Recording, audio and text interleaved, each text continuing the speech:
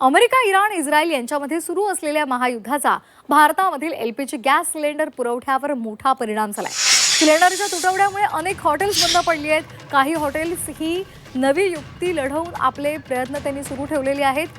पुण्याच्या शिरूरमधील हॉटेल व्यावसायिकांना डिझेल भट्टीचा वापर सुरू केला आणि आपलं हॉटेल सुरू ठेवले। मात्र त्यापासून धूर होत असल्यामुळे मोठा त्रास होतो।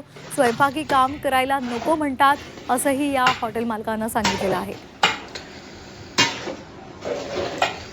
याचा आढावा घेतला आमचे प्रतिनिधी हेमंत सापुडे यांनी। पाहूया। अमेरिका, इराण आणि इस्रायल यांच्या सुरू असलेल्या महायुद्धाचा परिणाम भारतातील एलपीजी गॅसच्या पुरवठ्यावरती झाल्याने हॉटेल व्यावसायिकांना मोठा तोटा सहन करावा लागत आहे। मी सध्या शिरूर तालुक्यातील एका हॉटेलमध्ये आलेलो। आपण या ठिकाणी जर परिस्थिती पाहिली तर गॅसच मिळत नसल्याने हॉटेल व्यावसायिकांनी या ठिकाणी डिझेल भट्टीचा आधार घेतलेला आहे आणि या डिझेल भट्टीवरती या ठिकाणी ते स्वयंपाक बनवण्याचं जे काही मेनू आहेत हॉटेलमध्ये लागणार ते बनवण्याचं काम करत आहेत। मात्र यासाठी वेळ सुद्धा मोठ्या प्रमाणात लागतोय आणि जो काही धूर होतो त्याचा सुद्धा त्रास या ठिकाणी जो काही आचार्य असेल, किंवा हॉटेल मालक असेल, ग्राहक असेल, यांना सुद्धा याचा मोठा त्रास सहन करावा लागतो। आपल्यासोबत बोलण्यासाठी हॉटेल मालक आहेत। काय सांगाल, काय परिस्थिती आहे सध्या?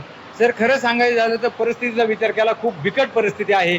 आम्ही हॉटेल व्यावसायिक मात्र या सगळ्या गोष्टींनी पूर्णपणे वैतागून गेलेलो आहे। या डिझेल भट्टीवर जर काम करायचं म्हटलं तर त्याचा थोडासा धूर जास्त प्रमाणात दूर होतो, त्यामुळे माझा वर्कर म्हणजे कामगार वर्ग हा मात्र पूर्णपणे वैतागलेला आहे। आणि जर कामगारांनी जर काम केलं नाही तर मी हॉटेल व्यवसाय चालवायचा कसा? त्याच्या पलीकडे जाऊन जर घरी निघून गेले किंवा गावाला गेले तर परत ही युद्धजन्य परिस्थिती समजा शांतता झालं ना आम्हाला गॅस उपलब्ध झाला तर